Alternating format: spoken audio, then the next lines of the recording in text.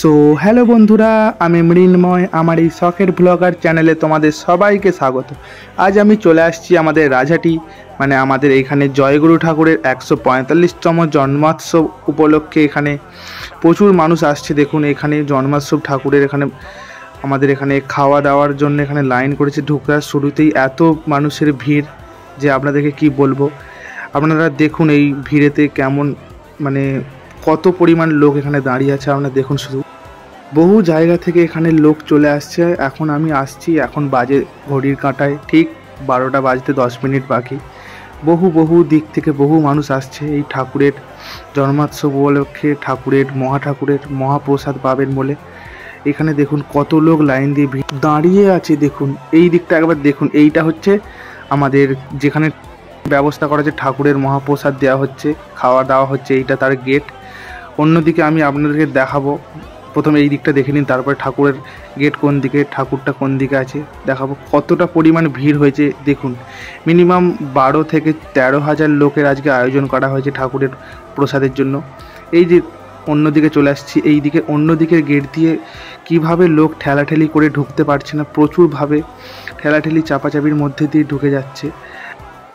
আপনারা দেখুন আর আমার পাশে থাকুন, আমি আপনাদেরকে আরও অন্যদিকে ঘুরিয়ে দেখানোর চেষ্টা করছি। তারপরেই আমি বেশি না দেরি করে অন্যদিকে চলে আসছি। এই দিকটা দেখুন, এই দিক থেকে বহু দিক থেকে মিনিমাম 3 থেকে 4টে দিক থেকে বহুভাবে মানুষ আসছে, প্রবেশ করছে। এই দিকে একটা গেট আছে, মিনিমাম এখানে 4টে থেকে 5টা গেট হয়েছে। এই যে এই গেটটা দিয়েও প্রচুর পরিমাণে লোক আসতে শুরু করেছে, এটা ঢুকছে। আর এই দিকেও আমি ঘুরিয়ে দেখাচ্ছি, এই দিকটা দেখুন, এই দিকে কত পরিমাণ লোক জড়ো হয়ে গিয়েছে।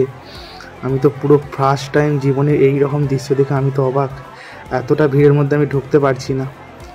তারপরে আমি এই যে এইটা হচ্ছে আমাদের ঠাকুরের গেট, এই যে এইটা জয়গুরু ঠাকুরের গেট, এইটা শ্রী শ্রী নিগমানন্দ সরস্বত সংঘ, এইটা হচ্ছে ঠাকুরের গেটের নাম। তারপরেই বেশি না দেরি করে আমি লাইনে দাঁড়িয়ে পড়লাম। অনেকেই দেরি হয়ে গেছে, মিনিমাম এখন 2:30 থেকে 3টে বাজতে চললো। আমি লাইন দিয়ে দিয়েছি আমিও ঠাকুরের মহাপ্রসাদ খাওয়ার জন্য। এখানেও এতটা পরিমাণে ঠেলাঠেলি হচ্ছে কি বলবো। তারপরে অনেক কষ্টে আমিও বসে পড়লাম খেতে।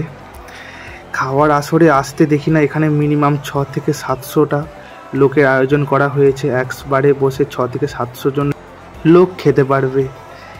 কতটা পরিমাণে লোক আসছে আর কত ভিড় এখানে দেখুন শুধু একবার, কতটা ভিড়। আমি প্রথমবার দেখে আমি অবাক। আমার এই 19 বছর জীবনে আমি ফার্স্ট টাইম এই রকম দৃশ্য দেখলাম, মানে এত ঠেলাঠেলির মধ্যে ফার্স্ট টাইম আমি অনুভব করলাম। তারপরেই দেখুন আমার চেয়ারে চলে আসছে ঠাকুরের মহাপ্রসাদ। এই যে আমাদের কাকু আমাদের মহাপ্রসাদ দিল।